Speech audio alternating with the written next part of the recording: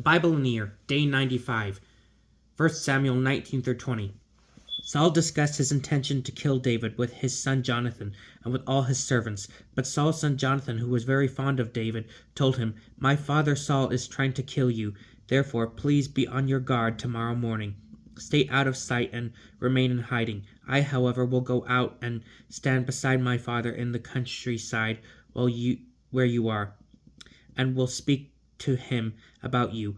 If I learn anything, I will let you know." Jonathan then spoke well of David to his father Saul, telling him the king should not harm his servant David. "He has not harmed you, but has helped you very much by his deeds, when he took his life in his hands and killed the Philistine. And the Lord won a great victory for all Israel. You were glad to see it. Why then should you become guilty by shedding innocent blood by killing David without cause?" Saul heeded David's plea and swore, "As the Lord lives, he shall not be killed." So Jonathan summoned David and repeated the whole conversation to him. He then brought David to Saul, and David served him as before. When war broke out again, David went out to fight against the Philistines and inflicted such a great defeat upon them that they fled from him. Then an evil spirit from the Lord came upon Saul, and he was sitting in his house with spear in hand, while David was playing the harp nearby. Saul tried to pin David to the wall with the spear, but David eluded Saul, and the spear struck only the wall, while David got away safely. The same night Saul sent messengers to David's house to guard it, planning to kill him in the morning. David's wife Michal informed him, "Unless you run for your life tonight, tomorrow you will be killed." And Michal let David down through a window, and he made his escape in safety. Michal took the teraphim and laid it in the bed, putting a tangle of goat's hair at its head and covering it with a basket. When Saul sent officers to arrest David, she said, "He is sick." Saul, however, sent the officers back to see David and commanded them, "Bring him up to me in his bed, that I may kill him." But when the messengers entered the house, they found the teraphim in the bed, with a tangle of goat's hair at its head. Saul asked Michal, "Why did you lie to me like this? You have helped my enemy to get away." Michal explained to Saul, "He threatened me, saying, 'Let me go, or I will kill you.'" Then, when David got away safely, he went to Samuel in Ramah, informing him of all that Saul had done to him. Then he and Samuel went to stay in Naioth.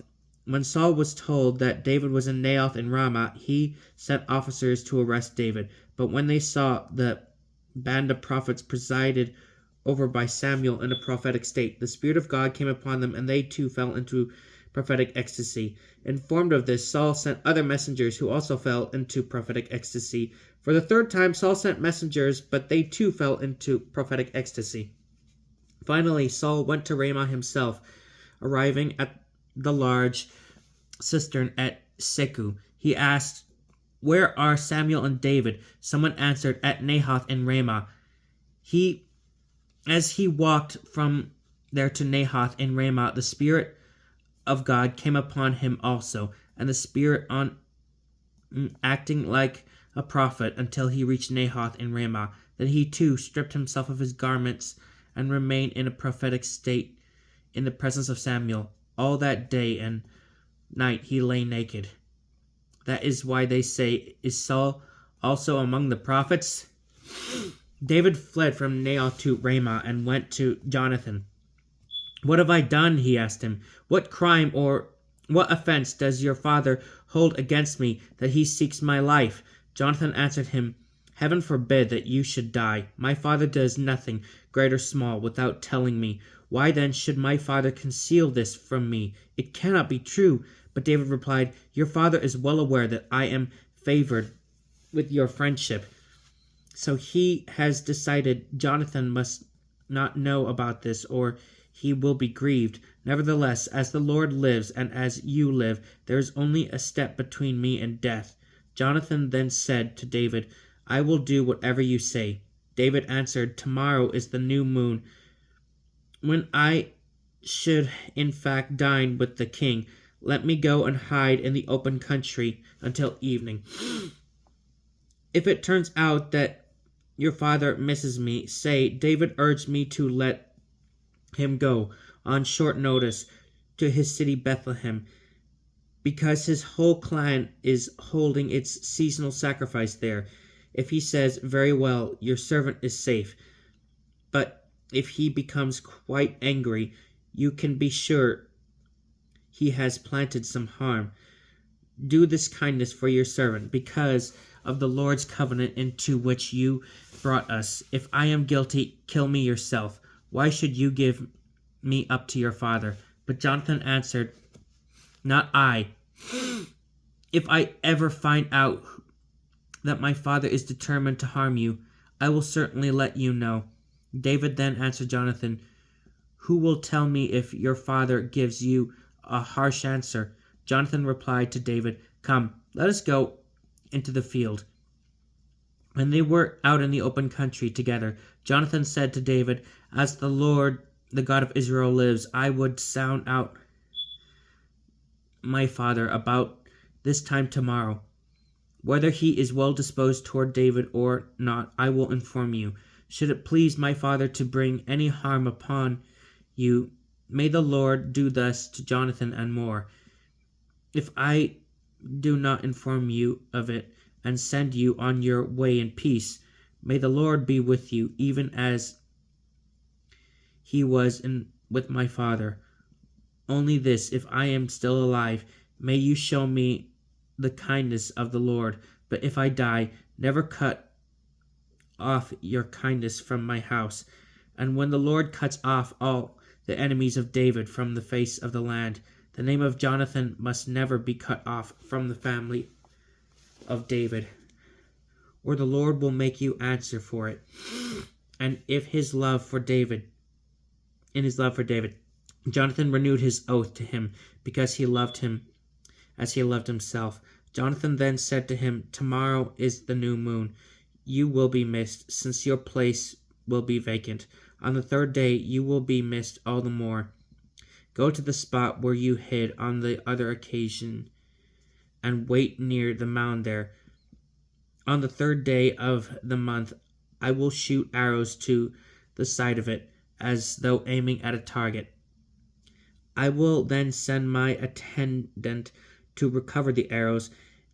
In fact, I say to him, look, the arrow is in the side. If this side of you, pick it up, come, for you are safe. As the Lord lives, there will be nothing to fear. But if I say to the boy, look, the arrow is beyond you, go, for the Lord sends you away. However, in the matter which you and I have discussed, the Lord shall be between you and me forever. So David hid in the open country. On that day of the new moon, when the king sat down at the feast to dine, he took his usual place among the wall. Jonathan sat facing him, while Abner sat at the king's side. David's place was vacant. Saul, however, said nothing that day, for he thought he must have become unclean by accident. On that day, the second day of the month, David's place was still vacant.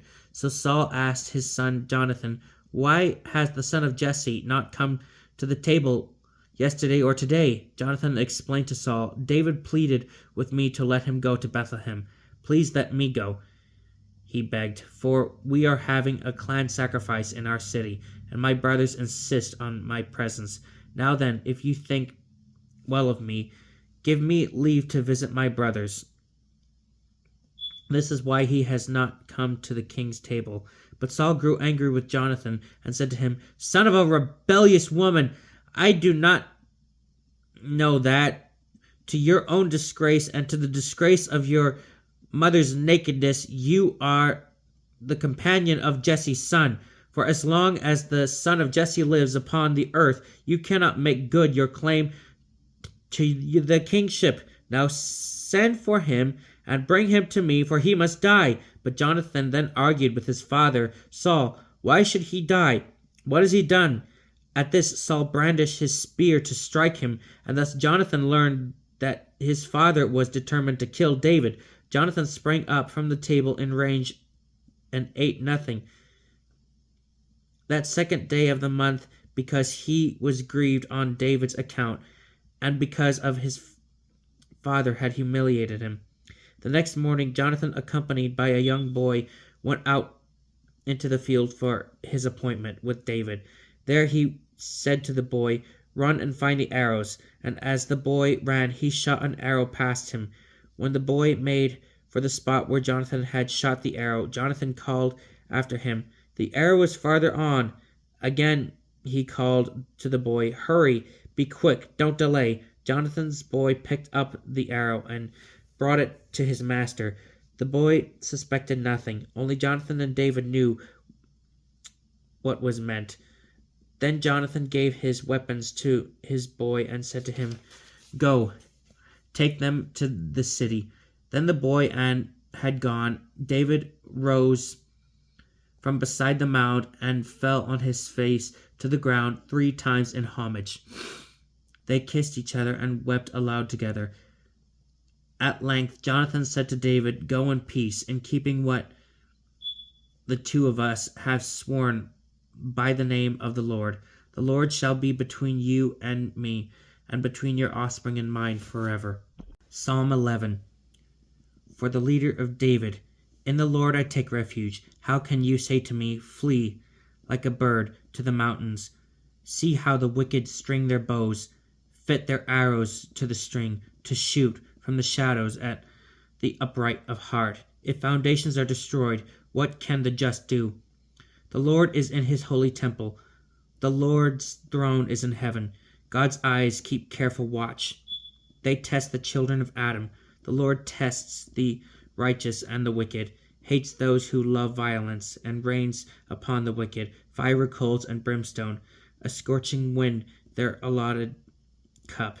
The Lord is just and loves just deeds. The upright will see his face.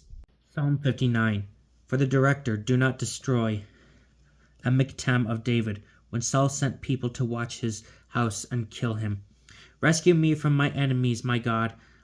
Lift me out of reach of my foes. Deliver me from evildoers. From the bloodthirsty save me.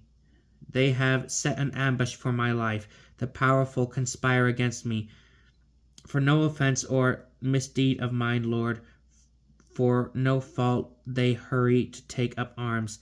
Come near and see my plight. You, Lord of hosts, are the God of Israel. Awake, punish all the nations. Have no mercy on these worthless traitors. Each evening they return, growling like dogs, prowling the city. Their mouths pour out insult. Sharp words are on their lips. They say, "Who is there to hear?" But you, Lord, laugh at them. You deride all the nations. My strength, for you I watch. You, God, are my fortress, my loving God. May God go before me and show me my fallen foes. Slay them, God, lest they deceive my people. Shake them by your power. Lord, our shield, bring them down. For the sinful words of their mouths and lips, let them be caught in their pride. For the ages they have told under oath. Destroy them in anger, destroy till they are no more. Then the people will know God rules over Jacob. Yes, even to the ends of the earth. Each evening they return, growling like dogs, prowling the city. They roam about as scavengers. If they are not filled, they howl. But I shall sing of your strength, extol your mercy at dawn. For you are my fortress, my refuge in time of trouble. My strength you praise. I will sing you. God, you are my fortress, my loving God. This is the word of the Lord.